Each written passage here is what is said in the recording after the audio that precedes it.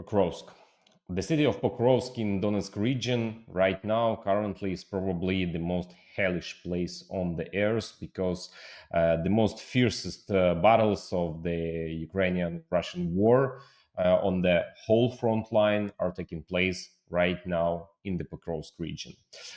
So yesterday, Ukrainian paratroopers, the commanders of paratroopers, they said that approximately 11,000 of Russian soldiers are right now heading to make an assault just a single city of Pokrovsk.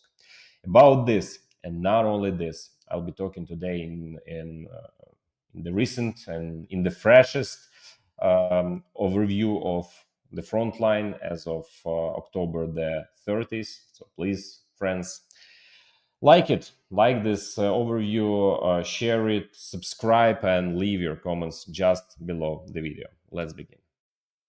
Yesterday, as you know, Putin held either a press conference or something like that, where he appeared before the media with very sharp and striking headlines, making bold statements that A, Ukrainian units are blocked in Pokrovsk, and B, Ukrainian units are encircled in Kupyansk. In reality, neither of these statements is true. If we talk about Pokrovsk, yes, indeed, we do have a partial encirclement, not of the entire area, but a partial encirclement, and not in Pokrovsk itself, but in some other locations, which I will also talk about today. And in Kupyansk, the situation does not reflect reality at all. There is absolutely no encirclement of Ukrainian troops there, not even close. So the main point I want to emphasize from the very beginning is that Putin is lying. The second factor, take a look at this screenshot, which is from his press conference. Here, he's saying that the armed forces of the Russian Federation, who supposedly, in quotes, have encircled Pokrovsk, are ready to allow the media, including Ukrainian and foreign journalists, into the area of this so-called encirclement of Ukrainian servicemen. Well, I would really like to see that. Let Putin send his own journalists, his propagandists there first. It would be interesting to see who actually goes in there if what they're saying isn't true. This is complete and utter lies. He is completely detached from reality, believing that a unit of Ukrainian troops is surrounded in Pokrovsk, let alone in Kupiansk.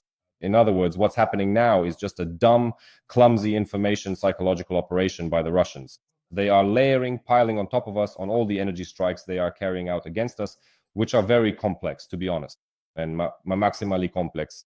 You all understand and experience this perfectly well yourselves. On top of that, there is a difficult situation at the front, objectively difficult. It's just that when we talk about a difficult situation, in my reviews, journalists, civic activists, volunteers all talk about a difficult situation. All of this is not being done for Russian information psychological operations. This is done so that there is a real awareness of the problem we have, including the issue of conveying truthful information from the bottom up. Accordingly, Putin is trying to take advantage of this. They are phenomenal manipulators. The Russians are phenomenal. I just want you to remember and for you to recall Kursk. When Putin was selling Trump the story that 10,000 Russian, Ukrainian soldiers were surrounded in the Kursk region. Do you remember that story? Trump was repeating his words. Do you remember that story? So back then it was a complete lie. A total lie that just dissolved into thin air. No one anywhere was ever surrounded the way Putin claimed.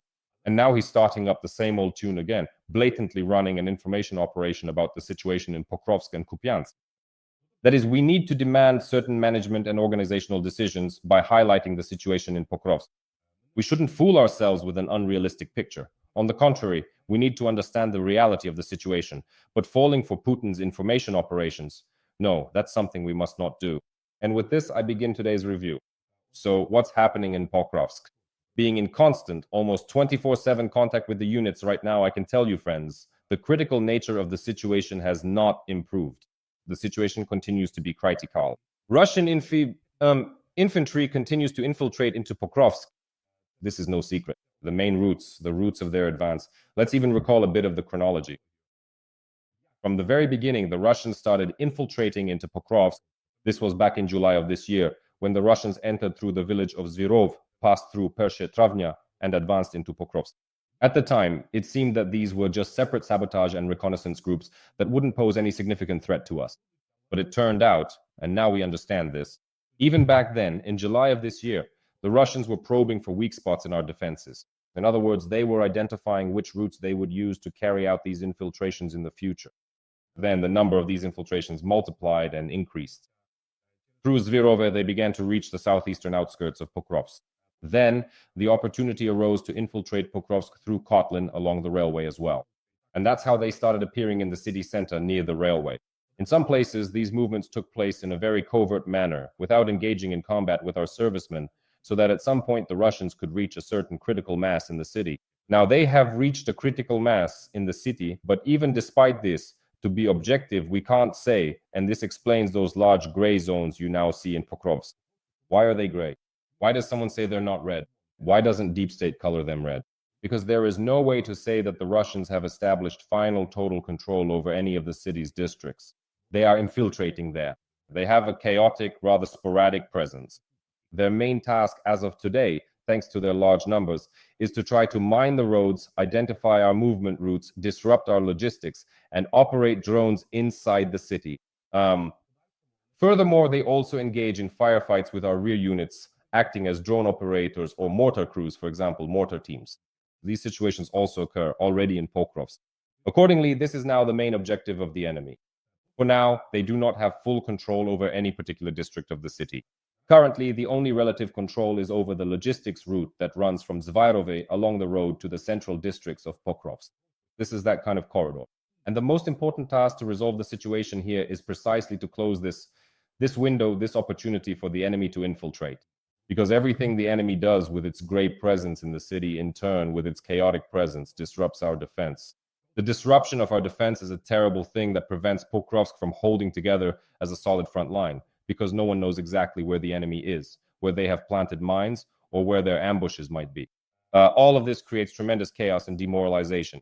And this is exactly what the enemy is doing right now. Against this backdrop, of course, the raising of the Russian tricolor, the aqua-fresh flag, on the western outskirts of Pokrovsk looks alarming, as we saw yesterday in the video from the 1+1 journalist Yulia Kiriyenko.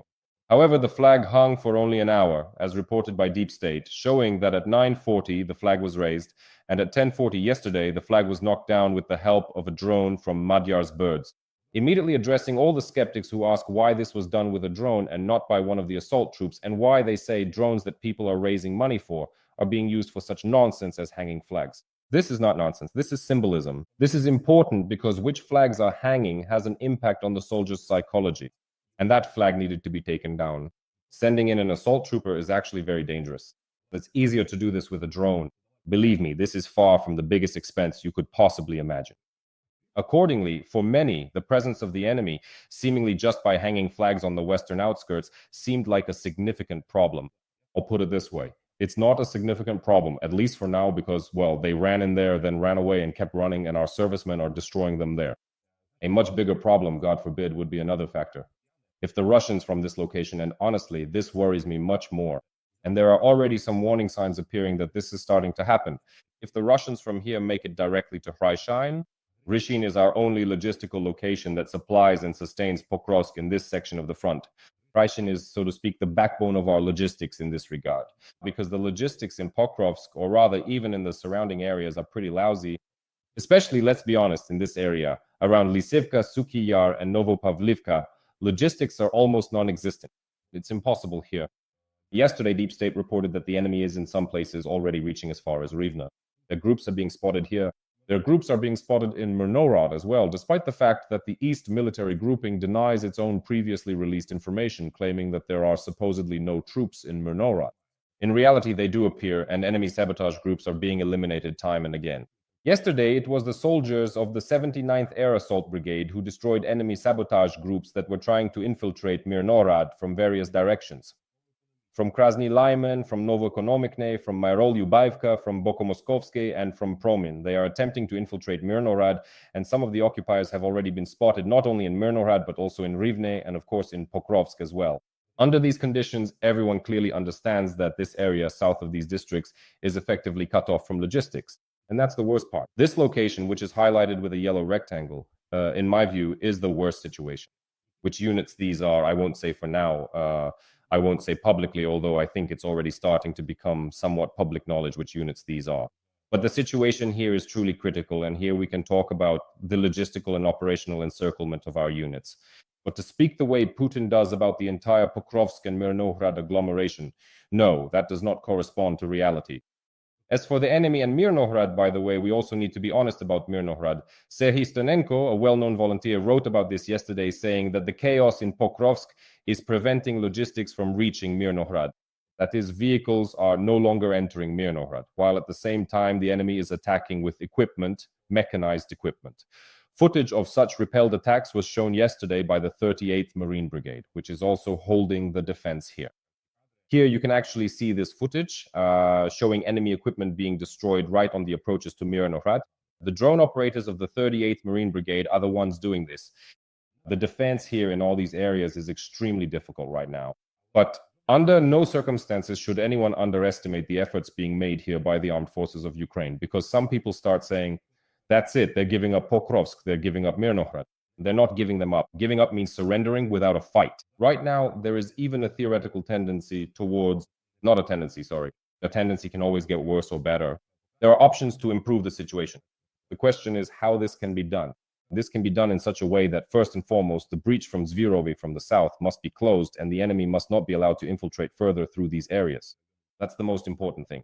This is priority number one. Luka, blocking infiltration from the south. The next step that needs to happen is the clearing of Pokrovsk. Yesterday, there was already information circulating on Telegram that such a clearing operation has indeed begun in Pokrovsk by certain units. Again, for obvious reasons, I won't provide information about which units are involved or the specifics of the clearing operation. If the clearing operation succeeds and if the enemy is blocked from the south, then it will be necessary to bring new, fresh forces into the city, because all those brigades, obviously, that have been holding the defense in Pokrovsk and the agglomeration for a long time are simply completely exhausted. They need rotation. If we have such fresh forces, and then we come to the final point, honest reports. Honest reports, because in many ways, due to dishonest reporting, again, there is already information online about which brigade, or more precisely, which brigade's command. Every voice matters. Join our community, support independent journalism and help us bring you the truth from Ukraine. Become a member of Ukraine Today. Join us now. I don't allow myself to name it publicly yet, but I think anyone who wants to can find it on the internet and satisfy their curiosity. It was because of this brigade that we actually ended up with very serious problems here. However, I want to emphasize that it can be done better. There is always a tendency for things to get worse as well. The most dangerous deteriorations for us right now are specifically in the areas of logistics in the southeast, around Lysivka, Suky Yar, and Novopavlivka. And this is the danger of the enemy advancing toward Hryshyne and completely cutting off logistics in this area. So right now, frankly speaking, we have, well, not the best news from Pokrovsk, but there is still hope for improvement. The command has started taking certain actions in Pokrovsk and the agglomeration, even though there are currently a lot of enemy forces here. Yesterday, the 7th Air Assault Corps, which is defending Pokrovsk, reported that for the operation to encircle the agglomeration, the enemy has deployed up to 11,000 occupiers just for the encirclement. 11,000. The total number around Pokrovsk is almost 30,000 personnel who are operating in the areas closest to Pokrovsk. As of now, 11,000 are trying to close this encirclement ring, which I emphasize once again does not exist. Putin is lying. At the very least, he is getting ahead of events. I do not rule out that this could happen. But as of yesterday, when he said this, he was lying, just as he lied about Kursk. Phew. Well, that's the news. They're not the best, but for example, when it comes to Kupyansk, the news is much better. The president also talked about this yesterday, that in Kupyansk, right now, we have a trend toward improvement.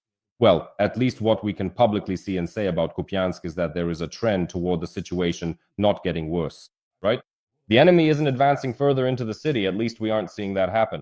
There are no advances, no problems that would be signaled very clearly and openly regarding Kupyansk. There is nothing like that. But what is there? The Joint Staff of the Joint Forces Command, my goodness, the command of the Joint Forces Grouping, which is responsible for the defense, yesterday stated and also refuted Putin's claims that supposedly our defense here has collapsed and that Ukrainian servicemen have been encircled, calling it a complete fabrication and fantasy. I am in agreement with this and concur that nothing of the sort is happening here. Moreover, I very much hope that soon we will hear good news about the enemy troops being cut off exactly along the Oskol River, which flows here, the Achilles heel of the Russian occupiers. There could be a pun or play on words here. Yesterday, I spoke with Achilles, the unit that is directly involved in the defense in this direction. It is precisely along this Achilles' heel, along the river, that the occupiers are being targeted, trying to stop them, destroy them, and prevent them from advancing further. These are the kinds of actions our troops are currently carrying out here. There is also another update, which I will probably use to wrap up today's review. This concerns Vovchansk. The operation that was connected to the strike on the Bilhorod dam yesterday, the Bilhorod reservoir, I mean the dam of the Bilhorod reservoir. Yesterday, there was supposedly information that yet another attack on this dam took place. Why? Because local media started reporting that the water level in the Bilhorod reservoir stopped dropping as sharply as it had before. In other words, it stabilized. Apparently, some breaches in the dam were managed to be sealed by engineers there. Accordingly, in such circumstances, it is necessary to involve Magyar's birds again so that they can fly out once more and to deploy drone forces to strike again. This is because stopping this point of Russian troop expansion, which has been somewhat flooded now in the Vovchansk area, is also, to some extent, our current priority. We absolutely cannot allow an increase in the number of hotspots, the points of tension, that are forming on the front line.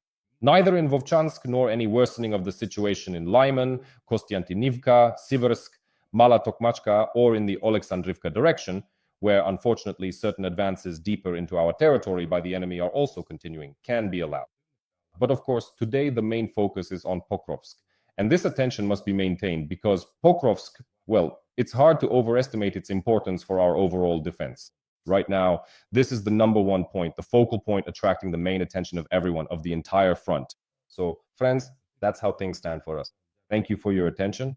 So we'll say goodbye and wrap things up here. Take care of yourselves, all the best, and until we meet again.